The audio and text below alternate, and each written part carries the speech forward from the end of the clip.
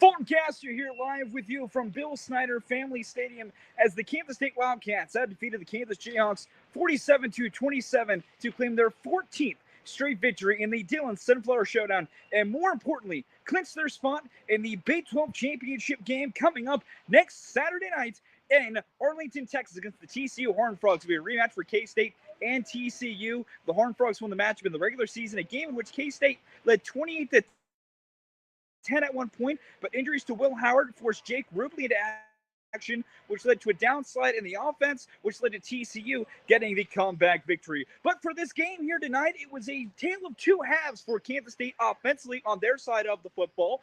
In the first half, Will Howard was slinging the rock more and forward down the field. Started 10 for his first 16 at 160-plus passing yards in the first half, including a big touchdown pass to Sammy Wheeler on a broken play to give Kansas State the lead, and that one where the running game was not very involved in the first half on a cold and rainy night here in the Little Apple. In the second half, though, it was the Deuce Vaughn show as he picked up his carries, ended up finishing the day with 25 carries, over 160 yards, and a touchdown on the day. He also had a big touchdown reception of 80 yards on a big third down conversion. For Kansas, they kept themselves offensively in the game for most of the night. Their largest deficit at any point before nearing the end of the game was just 16 points. They kept it within a roughly two-possession range for most of the action, but unfortunately, near the end, K-State eventually gets the clinching touchdown, goes up with that final score margin of 47-27.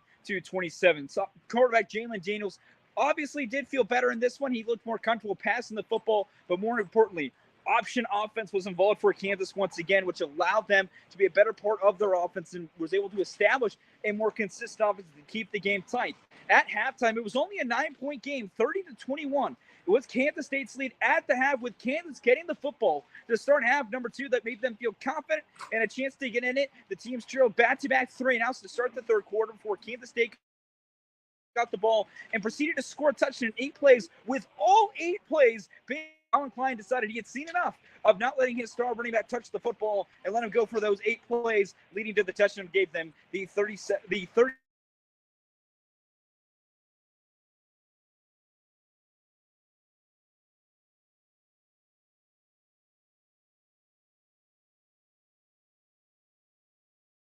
Arlington, Texas. We'll have that coverage for you and that preview for you coming up on 580 WIBW. We have mic'd up with Jake Levant and myself from noon to 3, all Monday through Friday. And then also 580 Sports Talk with Brent Brzezinski and Dan Lucero will have you covered coming up from 3 to 6, coming up on Monday as well. But so long and good night from the Little Apple here in Manhattan, Kansas.